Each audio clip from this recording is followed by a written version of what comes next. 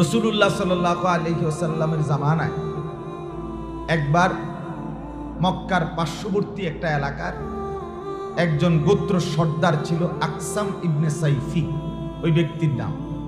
তো সে নবীজির ইসলাম প্রচারের কথা খুব শুনতেছিল এবং দাওয়াত শুনতেছিল।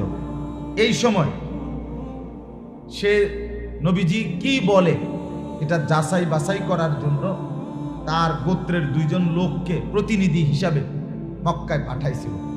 পাঠাইয়া বলছিল, তোমরা মুহাম্মদকে গিয়ে ওই লোককে দুইটা প্রশ্ন করবা, আর সেই উত্তরে যা বলে আমাকে আইসা শোনাবা। তো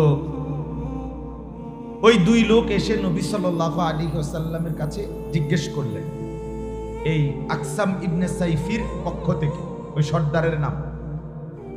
তারা প্রশ্ন করছে নবীজিকে দুইটা, এক হলো মান আনতা, দুই হলো অমা আনতা, আপনি কে আর আপনি কি। এই কথাই, আপনি কে এবং আপনি কি। যেমন আমি বললাম, আপনি আমার জিজ্ঞাইলেন আপনি কে, আমি আনিসুর রহমান আশরাফ। আপনি কি, আমি একজন হুজুর। আমি একজন কি হুজুর, বা আমি আপনাদের ইমাম সাহেব, বা আমি আজকে আপনাদের মাহফিলের বক্তা। এই তাহলে আমি কি এটাও বুঝলাম, আমি কে এটাও বুঝলাম। তো রাসূলুল্লাহ সাল্লাল্লাহু আলাইহি ওয়াসাল্লাম ওনাকে প্রশ্ন করছে, মান আনতা, আপনি কে। নবীজি বললেন, মুহাম্মদ ইবনু আব্দুল্লাহ, আব্দুল্লাহর ছেলে মুহাম্মদ। খালাস। আপনি কি। মা আনতা, নবীজি বললেন, আব্দুল্লাহি ওয়া রাসূলু, আমি আল্লাহর বান্দা এবং আল্লাহর রাসূল। খালাস, শেষ কথা। এর দূরে আন্তর্জাতিক খ্যাতি সম্পন্ন মুফাসসিরে কোরআন, বিশিষ্ট ইসলামী চিন্তাবিদ, যে দাউদকান্দি ব্রিজ, এরপরে যমুনা ব্রিজ, বুঝলেন, চালের বস্তা, আটার বস্তা, এগুলা হ্যাঁ ধোকা, এগুলা তামাশা, এগুলা এক ধরনের তামাশা, ফালতু। এ বলো না আর কি, মনের একটা সান্ত্বনার কিছু কইছি। হুজুরের এক হুজুর এক জায়গায় টাইটেল গেছে ক্যান্টনমেন্ট ফার্মে, হুজুর হইয়া গেছে তখনও প্রোফাইল। কথা বুঝছেন না, টাইটেল কইতে কইতে বেড়া গেছে ক্যান্টনমেন্ট। এখন গিয়া ক্যান্টনমেন্ট থেকে আবার কোনো লোক যদি হুজুরের নাম শুনতে যায়, বেটা লগে লগে দৌড়াইতে হবে, কারণ মেইন নাম তো আইসে না। আর যদি সিএনজি হয় তা তো এটা জোরে চলে না, তো টাইটেল কইতে কইতে তো এটা কই গেছে ক্যান্টনমেন্ট গেছে। এখন এই এলাকার মানুষে তার হুজুরের নামটা শুনলো না। এত কিছু বলে নাই নবীজি। নবীজি বললেন, আমার দুই উত্তর, আমি আব্দুল্লাহর ছেলে মুহাম্মদ, আর কি আমি আল্লাহর বান্দা এবং আল্লাহর রাসূল। খালাস। এবার নবীজি বললেন, তোমাদের নেতার জন্য আমি আমার পক্ষ থেকে, আমার আল্লাহর পক্ষ থেকে নাজিলকৃত এই কিছুক্ষণ পূর্বের একটি আয়াত তোমাদেরকে শোনাচ্ছি। তোমরা মুখস্থ করে তোমাদের নেতার কাছে গিয়ে শুনাইও যে আমি যেই দ্বীনের দাওয়াত দেই সেই দ্বীনের বক্তব্য এরকম। এই কথা বলে নবী সাল্লাল্লাহু আলাইহি ওয়াসাল্লাম এই দুইজন লোককে এই 90 নম্বর আয়াতটা শিখাই দিছে, যে এইটা গিয়ে কইবা, তোমগো নেতারে শুনাইবা যে আমি যেই আল্লাহর কথা বলি তিনি এই আয়াত নাজিল করেছেন, এই কথা বলছেন। তখন এই দুইজন প্রতিনিধি গিয়ে যখন সেখানে বলছে, আকসাম ইবনে সাইফি আরবের বিখ্যাত সর্দার, তার কাছে সে এই একটি আয়াত শুনছে, শুনে এই একটি আয়াত শুনেই সাথে সাথে দাঁড়িয়ে বলছে যে আল্লাহর কসম, এই কথাগুলো যার উপরে নাজিল হয়েছে সে নিশ্চিত সত্য নবী, আমি তার কালেমা গ্রহণ করব। তখন আকসাম ইবনে সাইফি কালেমা গ্রহণ করলেন এবং ওনার সাথে, ওই ছেলে, এই এখানে বইয়ে মোবাইল টিপো না, বেরো এন থেকে বেটা, বাহিরে গিয়ে মোবাইল টিপো, দাঁড়ায়ও না, এখানে দাঁড়ায়ও না, এখানে বসলে বসো, নাইলে তা পিছনে দাও। খামখেয়ালি মানুষ, কি দরকার শোনার, তামাশা করতে আসছে। চলেন ভাই, গাফেলকে বলতে নাই, গাফেল অমনোযোগীকে বলতে নাই, কোনো লাভ হয় না। কথা বুঝছেন কিনা? সে তার দিমাগ, তার অহংকার, তার মাতবুরি, তার খামখেয়ালি, তার তামাশা, তার মনের চাহিদা, এটাকেই মনে করে জিন্দেগি। এই জিন্দিগি এক ধরনের জন্তু জানোয়ারের জিন্দিগি। কথা বলছি যে কোরআনের আয়াত, কোরআনের আয়াত। আল্লাহ তাআলা বলছেন নবীজি, খামখেয়ালি মানুষ যে মনোযোগ দেয় আল্লাহ তাকে বরকত দেয়, আল্লাহ তাকে বরকত দেয়। এটা নিয়ম, সর্বযুগেই নিয়ম। পরিবর্তনের জন্য আন্তরিকতা থাকতে হয়, আগ্রহ থাকতে হয়। এই যে একটা মাত্র আয়াত শুনছেন, এত বড় গোত্রের সর্দার কালেমা পড়ে মুসলমান হয়েছে, মানে মনোযোগ দিয়ে শুনছে, এক লাইন কলিজা লাগছে, জিন্দিগি বদলে গেছে। কোরআনের অসংখ্য আয়াত আছে, একটি আয়াত শুনেই অগণিত মানুষ কালেমাওয়ালা মুসলমান হয়েছে। অথচ দুর্ভাগ্য মুসলমান বছরের পর বছর আল্লাহর কোরআন শুনে কিন্তু জিন্দিগি বদলায় না। যে যেমন আছে এমনই থেকে যায়, এটা উচিত না। একজন মুসলমান লাগাতার গুনাহ করতে পারে না। গুনাহ হবে, গুনাহ হবে, ভুল হবে, অ্যাক্সিডেন্ট হবে। গুনাহ মানে অ্যাক্সিডেন্ট। অ্যাক্সিডেন্ট করে ইচ্ছা করে কেউ করে না, অ্যাক্সিডেন্ট কেউ প্রতিদিন করে না, ঠিক কিনা বলেন? গুনাহ এমন, গুনাহ তো আমি পিছলে পড়ে গেছি, গুনাহ আমি হোঁচট খাইছি, শয়তানের কাছে হঠাৎ আমি পরাজিত হয়ে গেছি, কিন্তু আমি মুমিন। আমার জিন্দেগির মূল ডিউটি হলো আল্লাহর ইবাদত, নেক কাজ। মাঝে মধ্যে হোঁচট খাইতেই পারে, কিন্তু গুনাহকে লাগাতার বানায়া নেওয়া।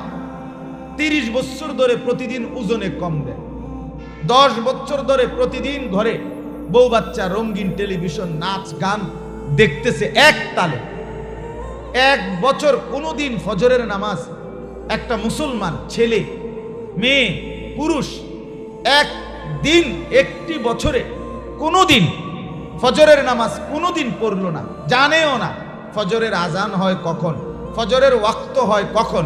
মুসলমান এত বড় গাদ্দার হইতে পারে না। এই অপদার্থকে মুসলমান বলে না, এটাকে মুসলমান বলে না। গুনাহ মুসলমানের লাগাতার হইতে পারে না। আপনি 30 বছর, আপনি 10 বছর প্রতিদিন মিছা কথা কইতে পারেন না, তাহলে আপনি মুসলমান। একটা নারী 10 বছর বেপর্দা প্রতিদিন, না মুসলমান নারী এমন হইতে পারে না। একটা মহিলা প্রতিদিন নাচ গান সিনেমা নাটক টেলিভিশনে দেখে, এই অসভ্যতা, এটা মুসলিম নারী হইতে পারে না। বেডি হইতে পারে, প্লাস্টিক হইতে পারে। মুসলমান তাকে বলে যে জিন্দিগিটা ইবাদতের উপরে কাটায়, আমলের উপরে কাটায়। হ্যাঁ, মাঝে মাঝে শয়তান তাকে প্ররোচিত করে, ধোঁকা দেয়, মাঝে মাঝে পিছলা খাইয়া পড়ে যায়, আবার উঠে দাঁড়ায় যায়, আবার উঠে দাঁড়ায় যায়। কারণ আমার গন্তব্য আখিরাত, আমার গন্তব্য হাসরের ময়দান, আমার গন্তব্য জান্নাত। আমাকে এখানে থাইমা গেলে, হাইরা গেলে চলবে না, আমাকে আবার চেষ্টা করতে হবে, আবার চেষ্টা করব। আমি আর পারতেছি না, না এ কথা বলার সুযোগ না, আমাকে বাঁচতেই হবে, ঠিক কিনা বলে? আমাকে বাঁচতে হবে কিনা বলে? বাঁচতেই হবে। আমি হেরে যাওয়ার, হাল ছেড়ে দেওয়ার কোনো সুযোগ নেই, কোনো সুযোগ নেই। এটা মনে রাখবেন, মনে রাখবেন এই কথা। অসংখ্য মুসলমান মা বাপ হাল ছেড়ে দিছে, হেরে গেছে, হেরে, সোজা কথা হাইরা গেছে, সন্তানের কাছে হারিয়ে গেছে, আপন স্ত্রীর কাছে স্বামী হেরে গেছে। যে বেটা কাপুরুষের মতো তাকাইয়া দেখে, বেডি প্রত্যেক দিন বাজারে মার্কেটে যায়, আপনার বেপর্দা বেডি অটো ড্রাইভারের লগেও কথা কয়, সিএনজি ড্রাইভারের লগেও কথা কয়, রাস্তার বেড়ইতের লগেও কথা কয়, দোয়ানদারের লগেও কথা কয়, আলগা মানুষের লগেও কয় সাপ দিয়ে বইয়ালাম। মা বোন তো সবার ঘরে আছে না? এরকম বেদ্যপ মা বোন সবার ঘরে নাই। এরকম বেহায়া নারী যে বেড়ইতের লগে সাপ দিয়ে বইয়ালায়, এমন বেডি তো আমগো ঘরে নাই, আমগো ঘরে এরকম বেডি নাই। মা বোন সবার ঘরে আছে, মা বোন সবার ঘরে আছে, কিন্তু বেপর্দা সবার ঘরে নাই। কথা বলেন না কেন? বেহায়া নারী সবার ঘরে, মুমিনের ঘরে থাকার কথা না। জিন্দেগি স্বাভাবিক বানানো। মুসলমান মানে ইবাদত, মুসলমান মানে বন্দিগি। আল্লাহ আমাদেরকে বুঝার তৌফিক দান করে। কত ছেলে আপনাদের, কত মেয়ে, আহা মুসলমান চোখের সামনে দেখতেছে, ছেলেটা 1 ওয়াক্ত নামাজ পড়ে না। আহা, কোথায় মা, কোথায় বাপ, কোথায় অভিভাবক? এরা করে কি? কি এর সংসার করে, কিত্ত বাজার করে, কাল লাগা বাড়ি করে, কাল লাগা সোফা বানায়, আমি বুঝি না। হায় হায় রে বেটা, মুসলমান হইয়া ডাকাত, তোর পুতে নামাজ পড়ে না, মেয়ে নামাজ পড়ে না, বউ পর্দা করে না, তুই বেটা সংসার করো। কি এর সংসার করো বেটা? কিত্তা সংসার করো? কিসের সংসার করো তুমি? তুমি ব্যর্থ, তুমি কাপুরুষ, তুমি পরাজিত, তুমি হেরে গেছো। মোমেন হারে না, মোমেন হারে না। হোঁচট খায়, পিছলা খায়, আসার খাইতে পারে, আবার উঠবে, আবার উঠবে, আবার ঘুরে দাঁড়াবে। এটার নাম হলো মোমেন। রাসূলুল্লাহ সাল্লাল্লাহু আলাইহি ওয়াসাল্লাম বলেন, মা আসাররা মান ইস্তাগফারা, কোন ব্যক্তি যদি গুনাহ হয়ে যাওয়ার পর তওবা করে গুনাহ ছেড়ে দেয়, আবার ঘুরে দাঁড়ায়, এবারে যদি সে 70 বারও গুনাহ করে, আবার তওবা করে, আবার সিদ্ধান্ত না আর করব না, আল্লাহর নবী বলেন এই ব্যক্তি লাগাতার গুনাহগার হইতে পারে না, বরং নেককারী থেকে যায়। কিন্তু অহংকারী, কোনো পাত্তাই দিলাম না। কি এর নামাজ, কি এর আজান, কি এর হুজুর, কিসের ওয়াজ, ইতান দিয়ে আমার দরকার হলো বুট খান, বাদাম খাওন, চিপস খাওন, চটপুড়ি খাওন, কতক্ষণ টুটো করে আটন, আমি আইসি দুনিয়া মোবাইল টিপতাম, বোঝেন নাই কথা? খালাস, খালাস জিন্দিগি। আহা, এই জিন্দিগি মুমিনের জিন্দিগি, সুস্থ স্বাভাবিক মানুষের জীবন না বন্ধু। যে জীবনে কোনো টার্গেট নাই, যে জীবনে কোনো গন্তব্য নাই, যে জীবনে কোনো সুনির্দিষ্ট লক্ষ্য উদ্দেশ্য নাই, যে জীবনের মধ্যে কোনো পরিকল্পনা নাই, এটা তো জন্তু জানোয়ার হাইওয়ানের জিন্দিগি।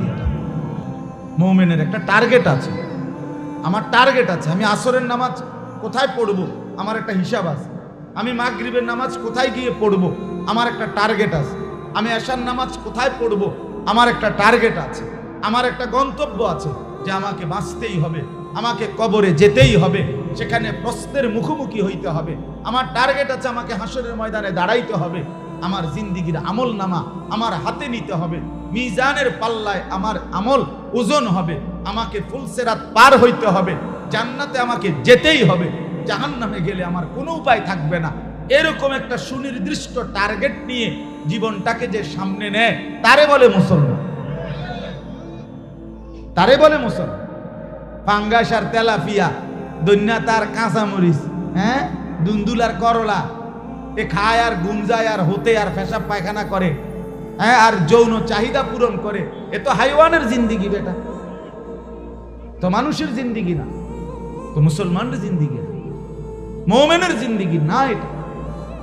এজন্য মাওলানা মুফতি জুবায়ের ভাই বললেন, নিজেকেও সুন্দর করেন, সন্তানদেরকেও সুন্দর করেন, স্ত্রীকেও সুন্দর করেন, ঘরকে দ্বীনের উপরে তোলেন, তাইলেই সার্থকতা, তাইলেই কামিয়াবি, তাইলেই জীবনের কিছু করলেন। আল্লাহ তৌফিক দান করেন। চলে তো আমি শুধু তর্জমাটা বলি, তাহলে আয়াতের অনেক ফজিলত। এই আয়াতটা একে তো এটা আল্লাহ তাআলার ওয়াজ, কার ওয়াজ? আল্লাহ। দুই হলো এটা এমন একটি আয়াত, যে আয়াত শুনে একজন গোত্র প্রধান আরবের তার পুরা মহল্লাবাসী নিয়ে কালেমা পড়ে মুসলমান হয়ে গেছে। আরো অনেক, মক্কার একজন নেতা ওয়ালিদ ইবনে মুগীরা, সে একদিন এই রাসূলুল্লাহর জবানে এই আয়াত শুনে সে উঠে গিয়ে বলছে মক্কার কাফেরদের কাছে, ওয়াল্লাহি ইন্না ফীহি লাহালাবা, আল্লাহর কসম, মুহাম্মাদের তেলাওয়াতকৃত ওই আয়াতের মধ্যে বড় মিষ্টি, বড় মধুরতা আছে, মধুরতা আছে। এই আয়াত শুনে বলছি, অনেক ফজিলত এই আয়াতে। তো এই আয়াত কি, অর্থ কি, সংক্ষেপে বলতেছি। এই আয়াতের মধ্যে মোট 6টা কথা আছে। কয়টা কথা? 3টা আদেশ আল্লাহ করছেন, 3টা নিষেধ আল্লাহ করছেন। এই 3টি আদেশ, 3টি নিষেধ। আল্লাহ বলেন আমি করলাম, আদেশগুলো আমার, নিষেধগুলো আমার।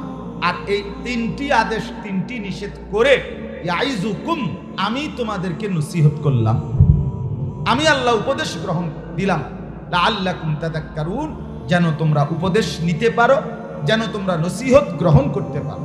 তাহলে আদেশ কয়টা বলেন, নিষেধ কয়টা, মোট কয়টা? করেছেন কে? আল্লাহ। আদেশ তিনটা কি কি? এক নাম্বার, ইন্নাল্লাহা ইয়া'মুরু বিল আদল।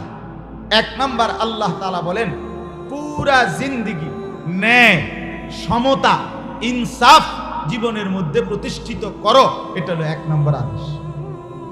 আদল, আদল আরবিতে বলে আদল, অর্থ হলো সমতা, সমান করা, সমান করা। এই জন্য আদালতকে আদালত বলে।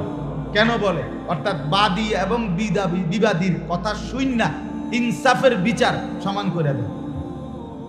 কথা বুঝছেন? মানে বাস্তবতা হলো এটা। এখন যদি দুর্নীতি করে সেটা হলো ভিন্ন কথা, কিন্তু বাস্তব দাবি হলো আদালতের যে বাদী এবং বিবাদী উভয় পক্ষের মধ্যে কি করে দেওয়া? সমান করে দেওয়া। এইটারে বলা হয় আদল। আদল। এই জন্য দাড়ি পাল্লাকে ইনসাফের চিহ্ন বলা হয়, প্রতীক বলা হয়। আদালতের, কোর্টের মধ্যে এটার চিহ্ন থাকে না, দাড়ি পাল্লা। অর্থ কি? দুই দিকে দুইটা পাল্লি, এই দুই পাল্লির ওজন কি করে দেওয়া? সমান করে। তাহলে আল্লাহ বলেন এক নাম্বার, আমি তোমাদেরকে তোমাদের জীবনে ন্যায়, সমতা, ইনসাফ এটার আদেশ করলাম। ইনসাফ দুই ক্ষেত্রে, ন্যায় করতে হবে দুই ক্ষেত্রে, সমান রাখতে হবে দুই ক্ষেত্রে। এক নাম্বার, আল্লাহর যত হক আছে, ইবাদত, বন্দিগি, আদেশ নিষেধ, সেগুলো আল্লাহকে বুঝায় দেওয়া। এটা একটা ন্যায়, একটা সমতা। আমার সাথে আল্লাহ, আল্লাহর সাথে আমি, তিনি আমার কাছে যা চান আমি তা বুঝাইয়া দিলাম, তাহলে আল্লাহর হককে আমি সমান করে দিলাম। দুই, আমার সাথে যত মাখলুক, আল্লাহকে বাদ দিয়ে যত মাখলুক আছে, মানুষ, এরপরে আল্লাহর চতুর্দিকের এই সৃষ্টিরাজি, প্রত্যেকের সাথে আমার সম্পর্ক কি? অর্থাৎ মা আমার কাছে কি হক পায়, বাবা আমার কাছে কি হক, সন্তান তার হক কি, উস্তাদ তার হক কি, গ্রামবাসী তার হক কি, চাচা জেঠা আত্মীয় স্বজন তাদের হক কি, প্রতিবেশী তাদের হক কি, চতুষ্পদ জন্তু জানোয়ার এগুলোর হক কি, গৃহপালিত প্রাণী এটার হক কি, গাছপালা তরুলতা এটার হক কি। আমার সাথে প্রত্যেকের একটা সম্পর্ক আছে। 18,000 মাখলুকাতের একটা কি আছে? সম্পর্ক আছে আমার।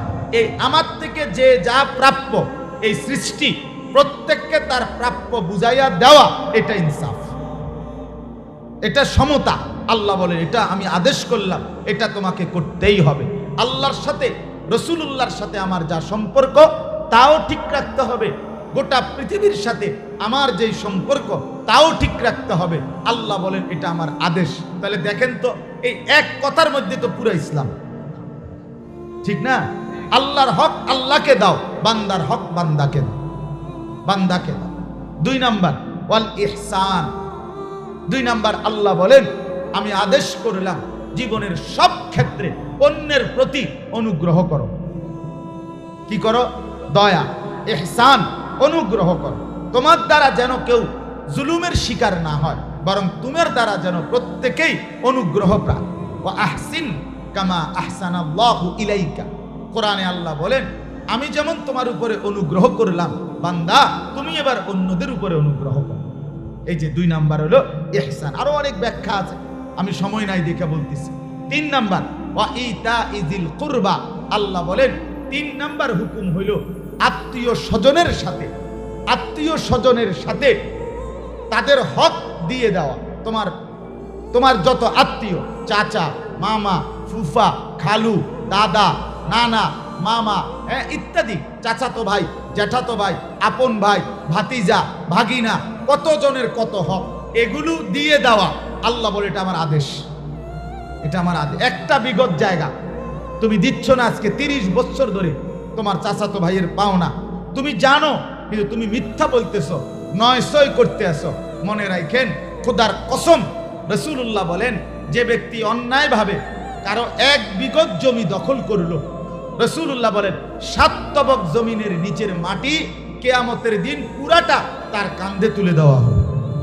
এটা বুখারীর রওয়ায়াত, বুখারী শরীফের হাদিস। এই 1 বিঘত জায়গা, আমনের পৈতৃক সম্পত্তি আমনে পাইছিলেন 30 শতক, সিটারি কইরা বাটপারি করে নিছেন 2 শতক, নষ্ট করে দিছেন 30 শতক। দুধ 1 মণি দুধ আসিল, আমনেটার মধ্যে পেশাবের ফোঁটা দিছেন 1 ফোঁটা, পুরো 1 মণি নষ্ট করে দিছেন। তার মানে আপনি বাটপারি করে কোনো 30 শতক নেন নাই, নিছেন 2 শতক, 1 শতক। স্বাস্থ্য বাইরে ধোকা দিয়া, জ্যাঠত বাইরে ধোকা দিয়া, বাতিজারে ধোকা দিয়া, আপন ভাইকে মিথ্যা বলে আপনি কুদ্দুর দখল করে লাইছেন, হক দেন নাই। তো মনে রাখেন, বাকি যা আপনার ছিল হালাল, এগুলোরও নষ্ট করে দিল, বরবাদ করে দিল। এজন্য আল্লাহ বলেন, 1 নাম্বার সর্বক্ষেত্রে সমতা, আল্লাহর হক বান্দার হক ইনসাফের সাথে আদায় করো, আমার আদেশ। 2, অপরের প্রতি অনুগ্রহ করো, দয়া করো, আমার আদেশ। 3, নিকটতম আত্মীয় স্বজনদেরকে তাদের অধিকার দিয়ে দাও, এটা আমার আদেশ। আদেশ কয়টা? 3টা। নিষেধ, ওয়ানহা আনিল ফাহশাই ওয়াল মুনকারি ওয়াল বাগি, 3টা নিষেধ। 1 নাম্বার, যাবতীয় অশ্লীলতা ছেড়ে দাও। অশ্লীলতা, অশ্লীলতা বলে কাকে? অশ্লীলতা বলে গুনাহের চাইতেও মারাত্মক। স্বাভাবিক অনেক কিছু আছে গুনাহ, আর অশ্লীলতা হলো তার চাইতে মারাত্মক। 1 নাম্বার অশ্লীলতা বলে, মূল অশ্লীলতা কি? নারীকে কেন্দ্র করে যত রকমের নোংরামি, এটাকে বলা হয় অশ্লীলতা। কোন নারী হালাল না, এই নারী আমার স্ত্রী, এটা তো হালাল, এটা তো হালাল, কিন্তু স্ত্রী না, বৈধ না, এরকম ভিন নারী মোবাইলে হোক, টেলিভিশনে হোক, আর বাস্তবতা সরাসরি হোক, তাকে দেখা, তার সাথে কথা বলা, তার হাত ছুঁয়ে দেওয়া, তার গান শোনা, তার নাচ দেখা, জিনা ব্যভিচারের উলঙ্গ দৃশ্য দেখা, নাটক দেখা, সিনেমা দেখা, নর্তকীর নাচ দেখা, উলঙ্গ ছবি দেখা, হারাম প্রেম করা, একসাথে চলাফেরা করা, একসাথে হাঁটা চলা করা, বিনোদন পার্ক, রেস্তোরাঁ অথবা একান্ত জায়গায় একাকী কোনো নারীর সাথে উঠা বসা করা, এরকম সব কিছু নারীকে কেন্দ্র করে, মহিলাকে কেন্দ্র করে পরকীয়া প্রেম করা, অবৈধ সম্পর্ক করা, এগুলো সব হারাম, অস্থিরতা, নিকৃষ্ট এবং জঘন্য, কুকুর বিড়ালের চাইতেও নিকৃষ্ট কাজ। ওয়ালা তাকরাবুজ জিনা ইন্নাহু কানা ফাহিশা ওয়া সাআ সাবিলা। আল্লাহ বলে, জিনা ব্যভিচারের কাছেও যেও না, এটা বড় অশ্লীলতা এবং একেবারে নিকৃষ্ট রাস্তা, মন্দ পথ। তাইলে 1 নিষেধ হইল যাবতীয় অশ্লীলতা। আজ অসংখ্য যুবক আমাদের মুসলমানের এই এক বেহায়াপনার মধ্যে জিন্দিগি শেষ। জিন্দিগি 1 মোবাইল আর ছেলেটা, খালাস জিন্দিগি। এই রাত ভর দিন ভর উলঙ্গ ছবি, নাচ, গান, জিনা, ব্যভিচারের দৃশ্য, সারা দিন সারা রাত। 2টা গাল ভিতরে ঢুকা গেছে, চোখ ভিতরে ঢুকা গেছে, কোমরের মধ্যে আর হাড্ডি নাই, গোস্ত নাই কোমরের মধ্যে, প্যান্ট পইরা যায় জানোয়ার, এরপরেও উলঙ্গ ছবি দেখা শেষ করে না। এমন নিকৃষ্ট জানোয়ার, চেহারা সুরতের মধ্যে মানুষের কোনো চিহ্ন নাই, দয়া মায়ার কোনো চিহ্ন নাই, নাচ গান, উলঙ্গ দৃশ্য, আর এই অশ্লীলতা করতে করতে জীবনও শেষ, যৌবনও শেষ, যৌন ক্ষমতাও শেষ, আখিরাতও শেষ। আখিরাতও শেষ, সব শেষ। শেষ পর্যন্ত ওই হার্বাল কোম্পানির ওষুধ খায়, বুঝেন না কথাটা? দেন না, হার্বাল কোম্পানি লাল পোস্টার লাগায়, হার্বাল কোম্পানি 30টা লাগায়, এক লগে জেন দিয়া লাগায় 30টার কমে লাগায়, জানে যে শেষ, সব খোয়াইয়া লাইছে, জীবন যৌবন সব আসো, এবার হার্বাল ওষুধ খাও। ফাইলের পর ফাইল কয়, কাবন হয় না। আল্লাহ মাফ করে দেন। অতএব অশ্লীলতা, অশ্লীলতা আল্লাহ নিষেধ করেছেন। নারীকে কেন্দ্র করে যে কোনো রকমের নাজায়েজ কাজ করা যাবে। কোনো নারী, মনে রাখবেন, কোনো মেয়ে, কোনো মহিলা, কোনো স্ত্রী, কোনো নারী, সে যদি নষ্ট হয়, চরিত্রহীন হয়, বেপর্দা হয়, বেহায়া হয়, কোনো নারীর যদি মূল পুঁজি তার লজ্জা, নারী বলে কাকে? লজ্জা করে যে, আড়ালে থাকে যে, লুকিয়ে থাকে যে, গোপন রাখে যে, তাকেই বলে নারী। সেই নারী যখন নির্লজ্জ হয়, বেহায়া হয়, বেপর্দা হয়, অসভ্য হয়, তো এইটা বিরানি ফচ্চা যেরকম দুর্গন্ধ হয়, তার চাইতে নিকৃষ্ট। এজন্য কোনো মেয়ে নষ্ট হওয়া শুধু ওই নষ্ট না, পুরা দেশ, পুরা সমাজ, পুরা এলাকা শেষ করে দাও, এটা গুরুত্বপূর্ণ। এজন্য নারীর চরিত্র, মেয়ের চরিত্র, মেয়ের আখলাক মহিলার চরিত্র মহিলার পড়ালেখার চাইতো দামি। মহিলার পড়ালেখা দরকার হইলে 2 লাইন কম হোক, কিন্তু তার আখলাক, তার সতীত্ব, তার ইজ্জত, তার সম্ভ্রম, তার পর্দা 100% রক্ষা হোক। যে নারীর ইজ্জত নাই, পর্দা নাই, সতীত্ব নাই, সম্ভ্রম নাই, খোদার কসম তার কিচ্ছু নাই, কিচ্ছু নাই, কিচ্ছু নাই। এই জন্য আল্লাহ বলছেন অশ্লীলতা নিষেধ করলাম। 2 নাম্বার ওয়াল মুনকার, সমস্ত গুনাহ। আমি আল্লাহ এবং আমার রাসূলের মাধ্যমে যত গুনার কথা বলেছি, যত হারাম, যত কবিরা গুনাহ, যত সগীরা গুনাহ, যত কুফর, যত শিরিক, যত গুনাহ নিষেধ করলাম, এগুলোর থেকে বিরত থাকো, এটা আমি নিষেধ করলাম। 3 নাম্বার ওয়াল বাগী, এই যেটা আমি একটু আগে বলছিলাম। 3 নাম্বার হলো সীমালঙ্ঘন।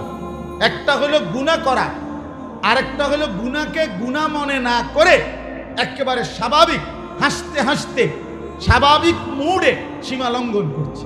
ওরা বিড়ি খায় একবারে 10 জনের সামনে বইয়া ঠ্যাঙ্গালগি দিয়া, মানে এটা জমিদার। জমিদার এটা যে গুনাহ, কি এর গুনাহ? কে গনে সমস্ত গুনাহ? এত বালা বালা গুনাহ বেটা গনার ধরি না।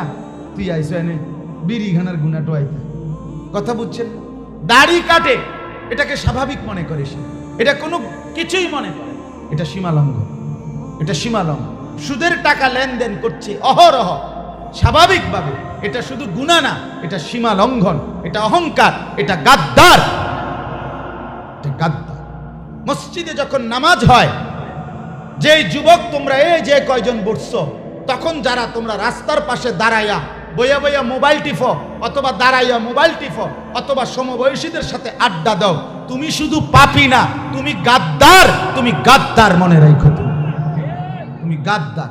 ও চিরেই তোমার ফাসাদ লাথি অপেক্ষা করছে। ফেরেশতা একটা লাথি দিবে আর 1 লাথিতে জাহান্নামে ফেলে দিবে। তামসা মনে করো, বাদ দুগা খাওন আর হতন আর মানুষের বেডি সাউন, এটা কোনো একটা বিরাট কাম না, এটা খুব আশ্চর্য কোনো কাম না। বেডি আরেকজনের আপনি বইয়ে বইয়ে রং চাইতেন আছেন, হ্যাঁ, এটা কোনো বাহাদুরির কিছু না, এটা কোনো বিরাট কিচ্ছু না, এটা ব্যর্থতা, এটা পরাজয়, এটা নিজের অধপতন, এটা নিজের চরিত্রের নষ্ট হওয়া। শেষ 3টা কথা। তাইলে 3টা আদেশ, 3টা নিষেধ। আদেশ কি? সব আল্লাহর হক, বান্দার হক ইনসাফের সাথে আদায় করা। আর কি? অপরের প্রতি অনুগ্রহ করা। আর কি? আত্মীয় স্বজনকে তাদের অধিকার দিয়ে দেওয়া। নিষেধ কি? অশ্লীলতা, যাবতীয় গুনাহ এবং গুনাহের মধ্যে সীমা লঙ্ঘন। ইয়াইজুকুম লাআল্লাকুম তাযাক্কারুন। আল্লাহ তাআলা বলেন, আমি নসিহত করলাম যেন তোমরা উপদেশ নিতে পারো, নেক কাজ করতে পারো, গুনার কাজ ছাড়তে পারো। আল্লাহ তাআলা তৌফিক দেন, আল্লাহ তাআলা কবুল করেন। এই ইসলাহ দারুল উলুম মাদ্রাসা আল্লাহ তাআলা কবুল করেন। উপযুক্ত ছাত্র, শিক্ষক, এলাকাবাসী, উপযুক্ত সাথী, সঙ্গী, সহযোগী আল্লাহ মাদ্রাসার জন্য মিলায়া দেন। মাদ্রাসার সমস্ত ফিকিরকে আল্লাহ কবুল করেন। আল্লাহ তাআলা আমাদের জীবন সুন্দর করে দেন, আখলাক সুন্দর করে দেন। আসরের নামাজের পরে ইনশাআল্লাহ আবার যথারীতি বয়ান হবে।